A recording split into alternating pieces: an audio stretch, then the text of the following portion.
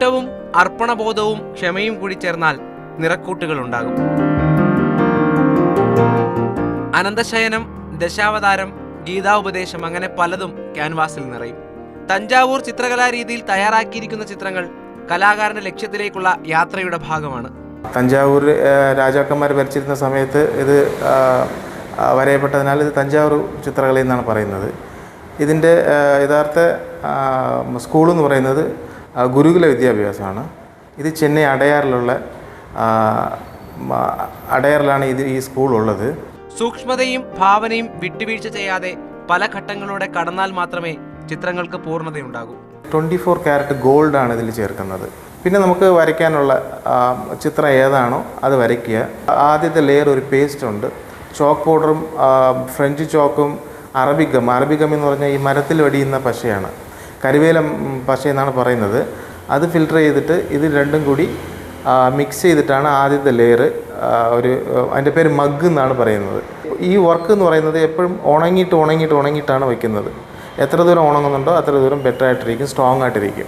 വരയും നിറവും മാത്രമല്ല, ചിത്രങ്ങൾക്ക് ഭംഗി കൂട്ടാൻ വിവിധ തരത്തിലുള്ള കല്ലുകൾ ഉപയോഗിക്കും.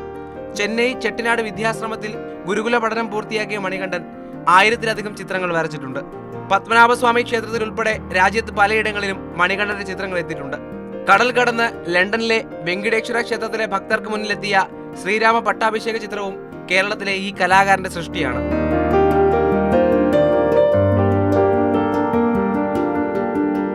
മാതൃഭൂമി ന്യൂസ്, തിരുവനന്തപുരം. എത്ര മനോഹരമായ ചിത്രങ്ങളല്ലേ. നമുക്കിപ്പം രാഹുൽ ജിനാഥ് ചേരുന്നുണ്ട്. രാഹുൽ, തഞ്ചാവൂർ ചിത്രകല നമ്മുടെ നാട്ടിലും സജീവമാക്കാനുള്ള ഒരു വലിയ ലക്ഷ്യമാണ് ഈ കലാകാരനുള്ളത്. ആ കലയോടുള്ള ഇഷ്ടം തന്നെ ആയിരിക്കുമല്ലേ അതിനെ പ്രേരിപ്പിക്കുന്നതും? എന്തായാലും ആ ഒരു ഇഷ്ടം തന്നെയാണ്, ആ ഇഷ്ടത്തിൻ്റെ അളവാണ് ഈ കഥയിൽ നമ്മളിപ്പോൾ ചർച്ച ചെയ്യുന്ന കാര്യം. ഈ തഞ്ചാവൂർ ചിത്രകലാരീതി, ആ രീതിയിലേക്ക് എങ്ങനെ എത്തിപ്പെട്ടു എന്നുള്ളൊരു ചോദ്യമുണ്ട്. എത്തിപ്പെട്ടയാൾ പിന്നീട് എന്ത് ചെയ്തു? ആഗ്രഹത്തിന് പുറത്ത് വരയ്ക്കുക മാത്രമാണോ ചെയ്തത് എന്നുള്ള ചോദ്യത്തിൻ്റെ ഉത്തരമാണ് ഈ സ്റ്റോറി നിറയുള്ളത്. കാരണം ഇപ്പം നമുക്കൊരു കാര്യത്തെ അഗാധമായി ഇഷ്ടപ്പെട്ട് അതിൽ നിന്ന് നമ്മുടേതായ പുതിയ രൂപങ്ങൾ ഉണ്ടാക്കാം. അങ്ങനെ ആയിരക്കണക്കിന് രൂപങ്ങൾ നമ്മുടെ ഈ സ്റ്റോറിയിൽ തന്നെ കാണാം. അതും ഭക്തിയുമായി ബന്ധപ്പെട്ട, പുരാണങ്ങളുമായി ബന്ധപ്പെട്ട രൂപങ്ങൾ ജീവൻ തുടിക്കുന്ന ചിത്രങ്ങളായി മുന്നിൽ നിൽക്കുകയാണ്. അപ്പോൾ എന്തായാലും ഈ മണികണ്ഠൻ എന്ന് പറഞ്ഞ കലാകാരൻ്റെ മുറിയിലേക്ക് ഈ കലാരൂപങ്ങളുള്ള മുറിയിലേക്ക് പോയാൽ കലാകാരനാണെന്ന് മനസ്സിലാകും. പിന്നീട് 2 വരി നിങ്ങൾ ചോദിക്കാൻ തുനിഞ്ഞാൽ മാത്രമാകും ഒരുപക്ഷെ ഈ തഞ്ചാവൂർ പെയിൻറ്റിങ് സ്റ്റൈലിലുള്ള അല്ലെങ്കിൽ ചിത്രകലാ രീതിയിലുള്ള പടങ്ങളാണ് ഇതെന്ന് പറയുക.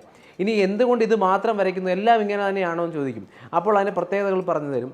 ആ പ്രത്യേകത വെച്ച് നമ്മൾ നോക്കുമ്പോൾ ഈ സ്റ്റോറി പറയുന്നുണ്ട്, ഈ പെയിൻറ്റ് വെച്ച് മോൾഡ് ചെയ്തുകൊണ്ടാണ് നമ്മൾ ഈ കൊത്തുപണി ചെയ്യുന്നത് പോലെ പെയിൻറ്റ് കൊണ്ട് മോൾഡ് ചെയ്തുകൊണ്ടാണ് അതിൻ്റെ അറ്റങ്ങളും ബോർഡറുകളും ആ രൂപങ്ങളുടെ പല ഭാവവിന്യാസങ്ങളും ഉണ്ടാക്കുന്നത്. അപ്പം പിന്നീട് നമ്മൾ ആ കൗതുകം, അതായത് ഈ തഞ്ചാവൂർ ചിത്രകലയുടെ കൗതുകം അറിഞ്ഞിട്ട് പിന്നീട് മണികണ്ഠൻ വരച്ച ചിത്രങ്ങളിലേക്ക് നോക്കിക്കഴിഞ്ഞാൽ ഇതെല്ലാം അതാണല്ലോ എന്ന് ചിന്തിക്കും. പിന്നെ എന്തുകൊണ്ട് ഇങ്ങനെയെന്ന് ചോദിക്കും. അത് തന്നെയാണ് കാരണം, ഈ അതിരുകളില്ലാതെയാണ് കലയൊഴുകുന്നത്. കലാകാരനും അങ്ങനെ ആയിരിക്കണമെന്നാണ് പൊതുവിൽ പറയപ്പെടുകയും ചെയ്യുന്നത്. അത് തന്നെയാണ് ഇവിടെയും സംഭവിക്കുന്നത്. അതായത് ഈ തമിഴ്നാട്ടിലുള്ള തഞ്ചാവൂർ ചിത്രകലാരൂപം അതിനീ പറയുന്നത് പോലെ മറ്റ് കലകളിൽ നിന്നും അല്പം കൂടി ക്ഷമയും ഭാവാത്മകതയൊക്കെ ഉണ്ടെന്ന് പറയും. അതൊക്കെ ഈ പറയുന്നത് പോലെ അതൊക്കെ എന്താ പറയുക, ഈ സംവാദത്തിനുള്ള ഒരു വിഷയമാണ്. എങ്കിലും ഇവിടെ ഈ പറയുന്നത് പോലെ ഈ കലാകാരൻ പറയുന്നത് വിശ്വസിക്കുകയാണെങ്കിൽ അപാരമായ ക്ഷമ വേണം. അതിനൊപ്പം തന്നെ നമ്മുടെ ആശയവിന്യാസങ്ങൾ, ആ ചിത്രത്തിന് വേണ്ട ഭാവങ്ങൾ എങ്ങനെയാണ് എന്നൊക്കെ നമ്മൾ ചിന്തിച്ച് വേണം ഇത് ചെയ്യാൻ.